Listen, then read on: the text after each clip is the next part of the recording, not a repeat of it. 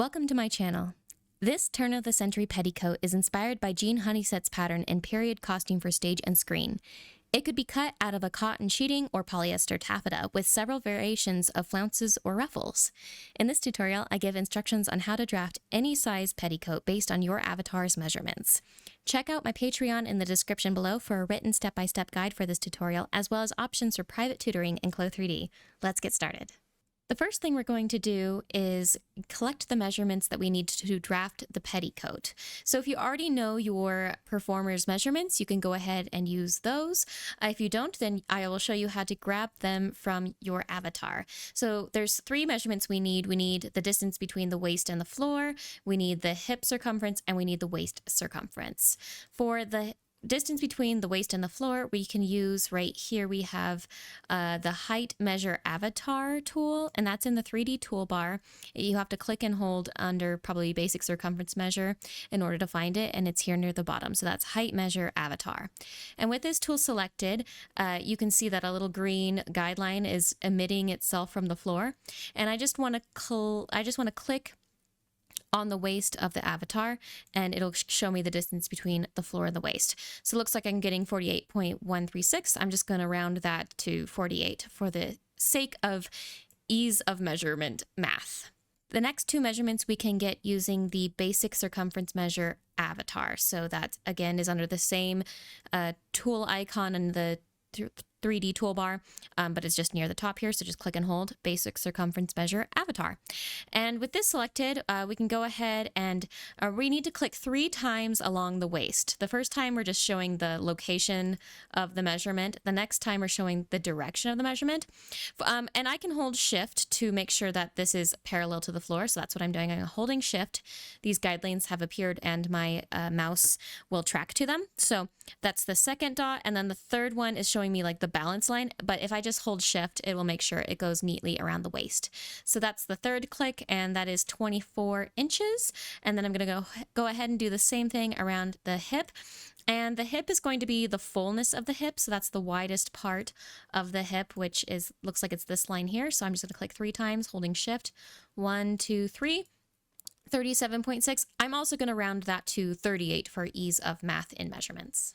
Once you have these 3 measurements, write them down, and you're going to need to calculate 10 different sets of measurements based on these. The first one is waist to floor, which we already have, but then we want waist to floor minus 3 inches. We want the waist measurement, then we want the waist measurement divided by 2.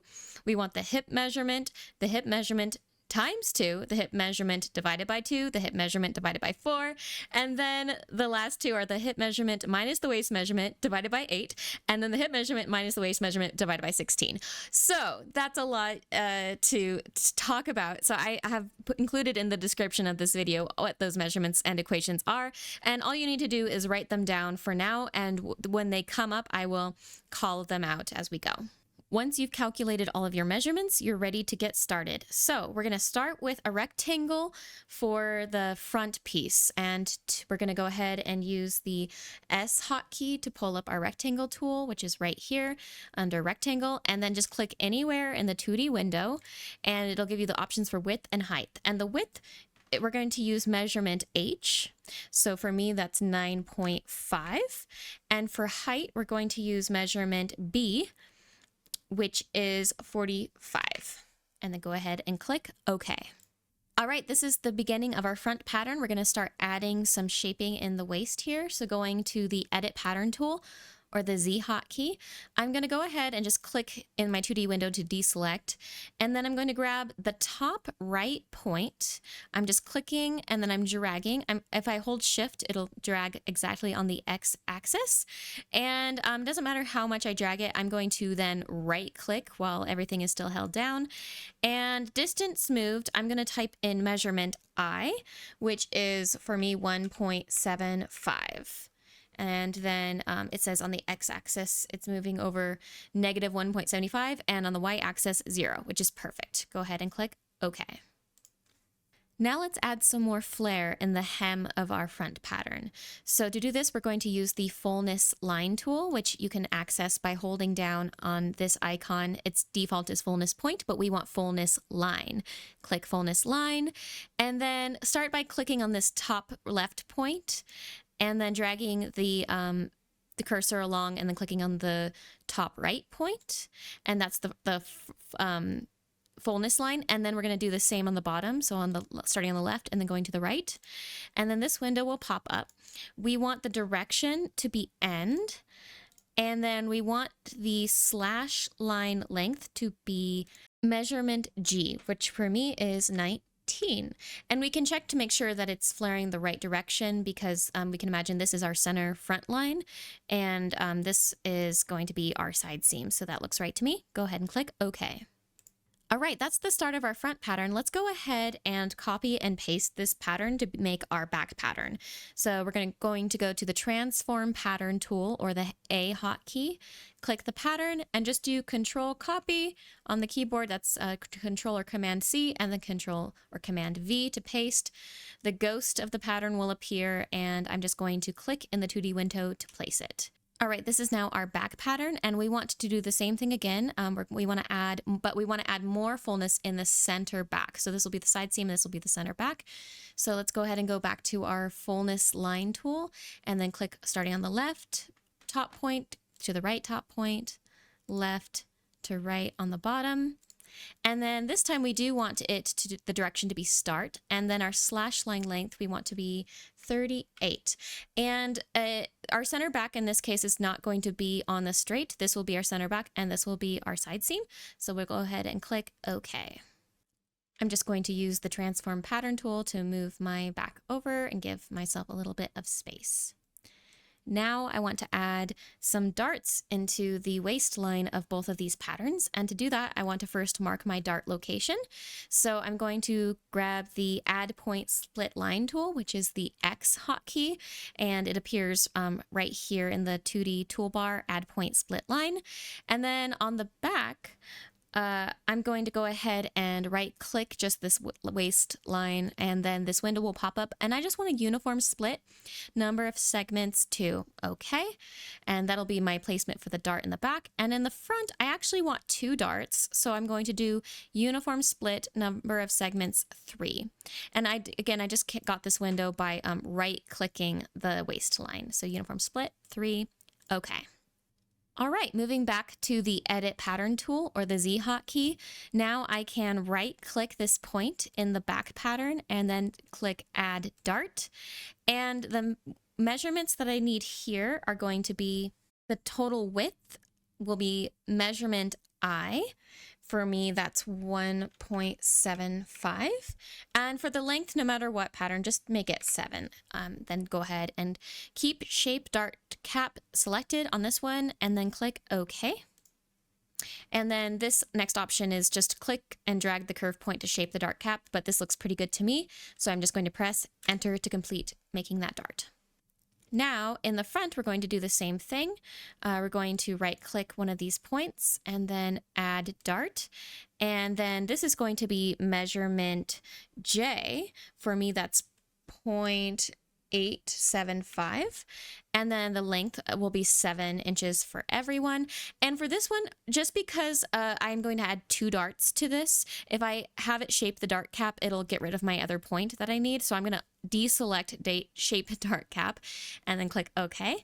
And then that dart appears. And then I'm going to make another dart the same size right here by right clicking this point with the Edit Pattern tool, add dart.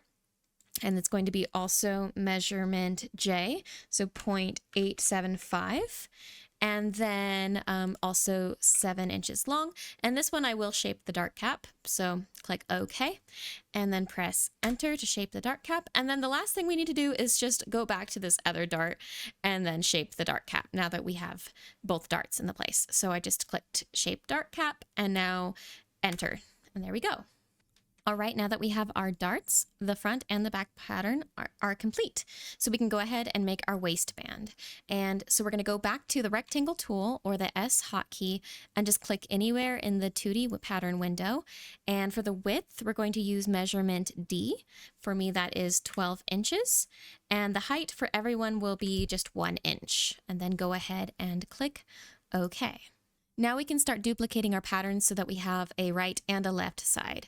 So let's go to the Z hotkey or the edit pattern tool, and then just right click the center front and choose unfold symmetric editing with sewing. And then go ahead and do the same on the waistband. You can pick any side, but I'll choose this one, unfold symmetric editing with sewing. I know that we have 2 sides to the waistband.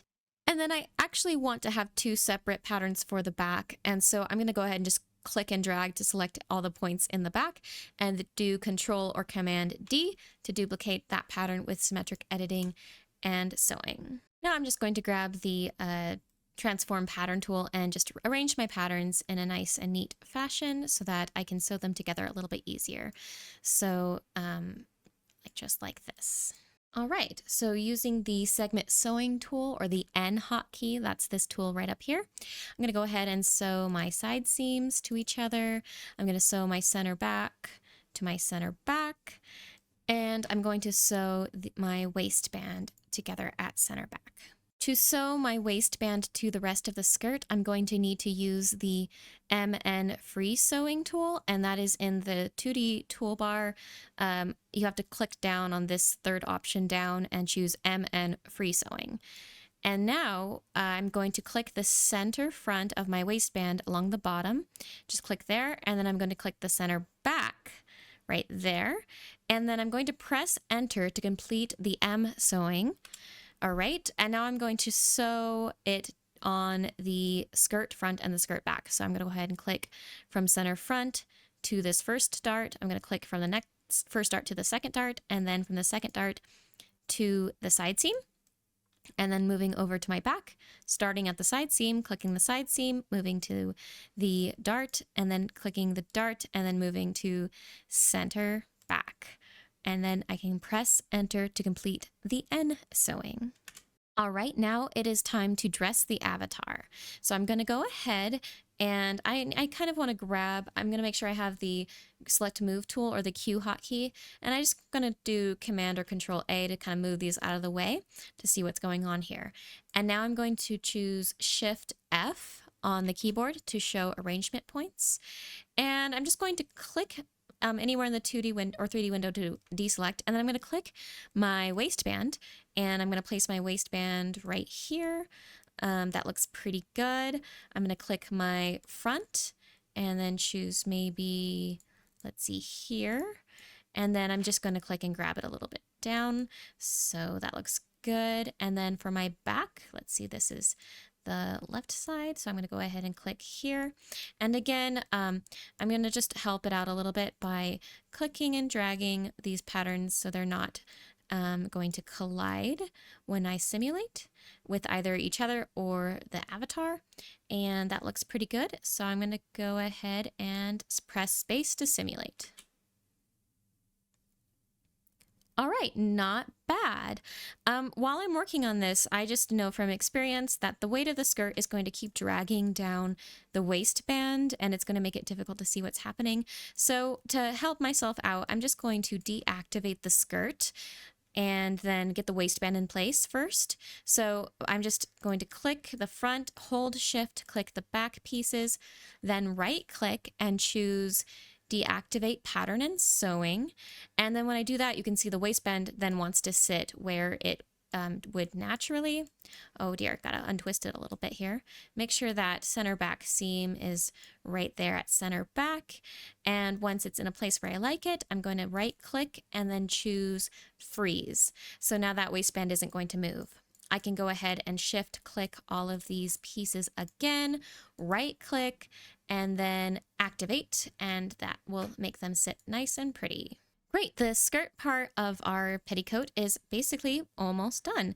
Now we want to add a guideline for the flounce. To do that, I'm going to use the Edit Pattern tool, or the Z hotkey. I'm just going to shift-click both of these hems on the front and back pattern, then right-click and choose Offset as Internal Line. And then for anyone's measurements, let's go ahead and type in 15 inches. And then distance all, extend, perfect. And then click OK. Now, because this is a petticoat for the turn of the century, we want to emulate that silhouette a little bit more. So I want to give this skirt a little bit more of a train, and then also change the shape of this line a little bit to give more of that S shape look to this skirt. So to do that, I'm just going to keep on using the Edit Pattern tool, and I'm going to grab this center back point here and then just continue dragging it, and I'm using the pink guideline to show that I'm dragging it on the same line, and then right click and then choose distance moved, just type 5, and then whatever the X and Y axis, just let it be, but that's what we want ultimately, so click OK. And then we've got a little bit of train now, and then we're going to move the this line, or this point right here on the flounce line, up. So just click and drag along this line, and then right click, and again we're going to move it up 5 inches, and then click OK. So you'll have this new shape here for your flounce. All right, now we want to trace off the flounce. So I'm going to go ahead and use the trace tool, or the I hotkey, and I'm going to shift click all of the lines that I want to be a part of the flounce. So everything that's below our flounce guideline, I'm going to click, making sure I grab all these tiny little lines here, and then right here, grabbing all of these lines, and it should look something like this. Make sure you have complete shapes. Right click, trace as a pattern, and then the ghost of my pattern will appear below, and I'm just going to go ahead and place that right here. It looks like I grabbed a baseline too, so I can just unlock my baselines and then go to the A hotkey and just delete that really quick, and maybe this piece as well. Now I want to join these two patterns together to make one piece for the flounce. So I'm going to go to the Edit Pattern tool, or the Z hotkey, and I'm going to right click near, or I'm going to click near the top of this flounce, and then click near the top of this flounce as well. Then right click with both of those selected and choose Merge, and that will make them one piece. Now we want to add some more flair to the flounce. So we're going to go back to the fullness line tool, starting again at the left and then dragging all the way to the end there. And then same thing on the bottom. We're going to click right there. And then we're going to keep the direction on start. And then we want the slash line length to be measurement F. So for me, that is 76. And then I can see that my center front is staying on grain, and then my center back is curving away, and that's perfect. I'm going to go ahead and click OK. Let's go ahead and duplicate the flounce with the symmetric editing and sewing. So with the transform pattern tool, or the A hotkey, I'm just going to click the flounce and then Control or Command D to duplicate with symmetric editing and sewing. Then I'm going to go ahead and grab these again and move them a little bit further down so I can see what I'm working on. Now it's time to sew the flounce to the skirt. So if I didn't have these annoying little lines, I could just use, these little points here that broke up my line into different segments. I could just use the segment sewing tool, but that was not the case. So I need to use the free sewing tool, or the M hotkey. And I'm just going to go ahead and start here and then work all the way to the side seam on the flounce, and then do the same thing on the skirt. So that looks like that matches up. And then we can go ahead and keep going along the rest of the flounce and then sew it to the back. Right, just like that. All right, now that we've sewn the flounce to the skirt, we can go ahead and finish up sewing the center fronts of the flounce together and the center backs of the flounce together using the segment sewing tool, or the N hotkey. Now, if we were to simulate this, we might have some collision issues as the flounce just tries to run into the skirt as fast as it can. So to help ourselves out a little bit, we're going to go ahead and freeze the skirt. So I'm going to choose, make sure I have the Q tool selected and select the front, hold shift, select both back pieces, right click, and then freeze. And then for the flounce, I want to go ahead and shift click. And then in the property editor, I want to change the layer from 0 to 1. Go ahead and press enter. And then this little information window will pop up. Just click OK. And now I'm just going to shift click the flounces and choose superimpose over. And then now when I simulate, I'm just going to help guide this collision process to make sure it's sitting nicely over the skirt.